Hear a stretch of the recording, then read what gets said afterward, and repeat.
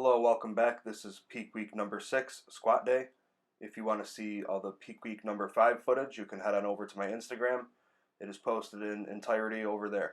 So I did do a heavy single with 375 that moved pretty well, although the bar was a little crooked on my back, and I'm thinking that is a issue due to with how the bar is placed on my back, just a slight little bit, combined with the fact that my lat probably isn't as tight on the right side, which is causing the left side to overcompensate a little bit. As you can see when I get to the bottom, that the left side is a little bit closer to the pin than the right side. But when you check out the reverse safety bar footage, everything's completely straight. So that's how I know it's not an issue with my hips. So after that heavy single, I went to 342.5 and I hit a PR set of 5. Was pretty hard on the last one. I think if I had the bar placed properly, it would have been a little easier. And performance was much better than last week on the reverse safety bar squat.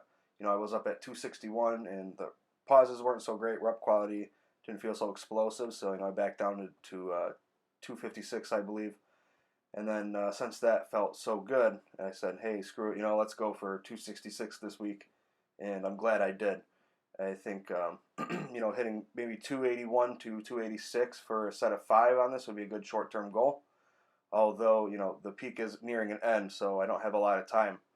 But, worst case scenario, say I have my mock meet and then I do a little reset / mini cut. And, I'm still not sure of where I want to go after that, if I want to cut down even further, or if I want to bulk, squeeze out a little bit more progress, and then do a deeper cut after that point. The reverse safety squat bar good morning here is moving very well also. Hit a PR on here. I'm finally getting in my groove on this movement. I think at first it was really throwing my, mid to upper thoracic spine. It was really throwing that for a loop. And that area is finally getting fortified and stiffening up, so I can finally start to express my true strength on this movement.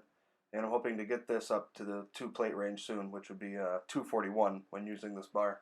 I'm not sure how much longer I have out in the garage gym, so I may not even be able to do this variation at my local YMCA. The safety squat bar they have, it's really not suited to do reverse safety bar work with. It's a really crappy safety bar, to be honest. I wish I could donate a better safety bar to the gym, but not in really a position to do that right now. I would spend the money on my own home gym rather, because I do have quite a few things I need to get for this place, and I am in the garage most of the year, so it doesn't really make sense for me to do that right now. So I did feel a little bit of slight knee pain coming out of the bottom of those reverse safety bar pause squats, so I decided to throw in some band leg extensions just to get a pump and get some blood moving through the knee, and it did help. It felt better after, although I am going to have to get some ankle straps because I was getting sick of the band sliding up my shin over and over again. It was a real hassle. But I get an ankle strap so it's locked in, and for home gym goers, rather than spending $1,000 or whatever on a leg extension, leg curl machine, or using a crappy one that's on the end of an incline bench that really isn't suited for anyone's proportions except for maybe a teenager, doing them with the band is going to be the way to go.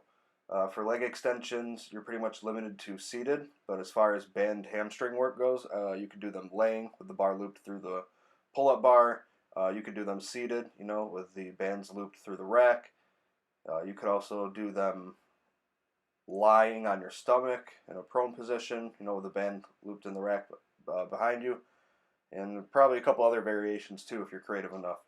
So the longer I do these, the more I realize that the strength curve really isn't optimal with this setup, and I think I might get a glute ham raise if I can find one that's a good price and a compact size, because I really feel like they're crucial for hamstring strength. Not everyone, most people can't really do a body weight Nordic curl, and when you throw the bands on it, the strength curve just really isn't so specific to really help with deadlifting. When I was going to my local YMCA back last springtime, I was doing weighted glute ham raises, and I feel like I've probably lost some hamstring strength from trying this version, but it's the best thing I can really put together right now. Now these toe to bar leg raises here are going very well. I feel my lower core really getting stronger than ever now that I'm trying to reach out to the bar in front of me.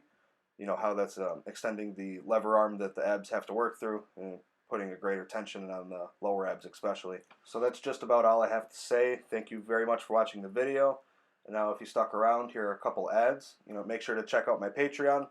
Also leave a comment down below if you want to let me know what kind of content you want to see. Although my raw power building templates still are up on there, so hey, if you're looking for a cheap program to have access to, you do only have to sign up for 1 month. You could download all the PDFs from the first 4 months that I posted before I stopped, doing that series, and take advantage of that. I'm kind of taking a break from Patreon right now. Not gonna lie, a little burned out between the peak and work and everything, so I had to scale back in some areas. I also stopped posting on TikTok. I have the most followers on there, but I get the least engagement. So thank you for watching, and have a great day.